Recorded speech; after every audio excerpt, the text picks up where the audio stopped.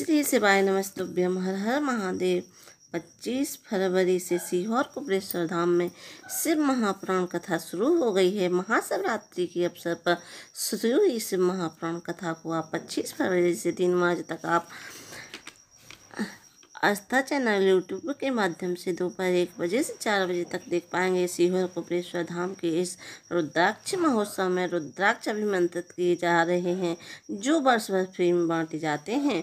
अभी फिलहाल रुद्राक्ष वितरण बंद है। 3 मार्च फाल्गुन शुक्ल चतुर्थी तिथि है, जिसे हम विनायक चतुर्थी के नाम से जानते हैं, और साथ में सोमवार का दिन भी है। इस सोमवार में आपको कौन से 3 नए उपाय करना है, इसकी जानकारी आपको इसी वीडियो के माध्यम से मिलने वाली है। आज 6वें दिन की कथा में गुरुजी ने कुल 12 उपाय पत्रोक्त जानकारियाँ दी हैं।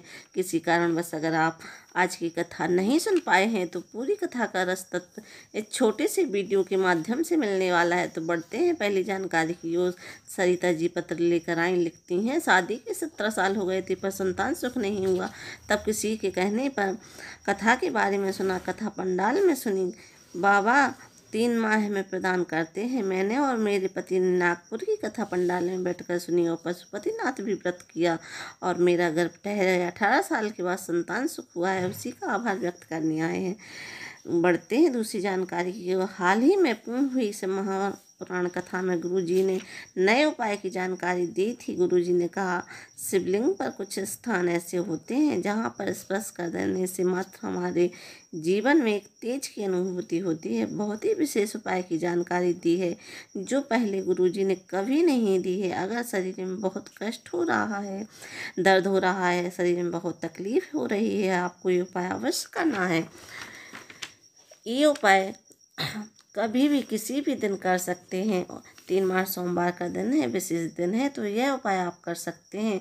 3 स्थान में पहला स्थान है माता पार्वती के हस्तकमल में अपना सीधा हाथ का स्पर्श करना है। स्पर्श करते हुए श्री शिवाय नमस्तुभ्यम में ओम नमः शिवाय या नमः शिवाय का जाप करना है। फिर दूसरा स्थान है जलाधारी में। जल जहाँ से नीचे की ओर गिरता है उस स्थान पर आपको अपना हाथ स्पर्श करना है और ओम नमः शिवाय या श्री शिवाय नमस्तुभ्यम मंत्र का जाप करना है। और तीसरा स्थान है शिवलिंग में। किसी भी स्थान में हथेली का स्पर्श करना है। ध्यान रखना है, उंगलियों की बात नहीं कर रहे हैं, हथेली की बात कर रहे हैं। आपको अपनी हथेली का स्पर्श शिवलिंग पर करना है और श्री शिवाय नमस्तुभ्यम या ओम नमः शिवाय मंत्र का जाप करते हुए स्पर्श करना है।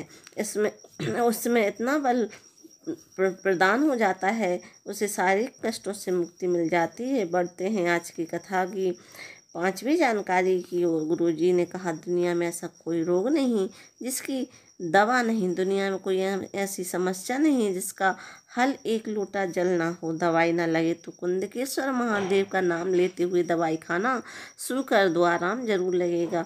बढ़ते हैं चौथी जानकारी की ओर। किरण जी पत्र लेकर आई, लिखती हैं, बेटा 4 साल से तैयारी कर रहा था, कुछ नंबर से रह जाता था। तब बेटे ने कहा, 4 गुना मेहनत करो, सब पर विश्वास रखो।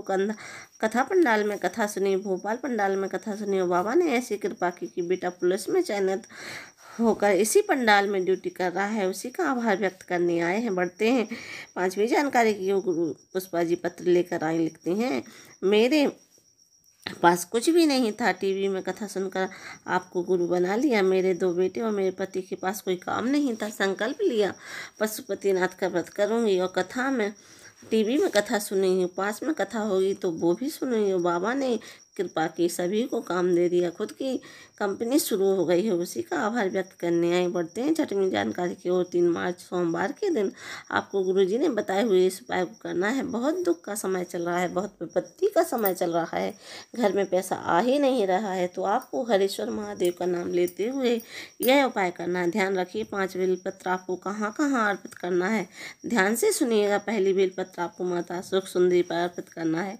जिसमें की डंडी आपको जलाधारी की ओर करते हुए अर्पित करना है। दूसरी बेलपत्र आपको माता पार्वती का जो हस्तकमल है वहाँ पर अर्पित करना है और तीसरी बेलपत्र आपको शिवलिंग पर अर्पित करना है।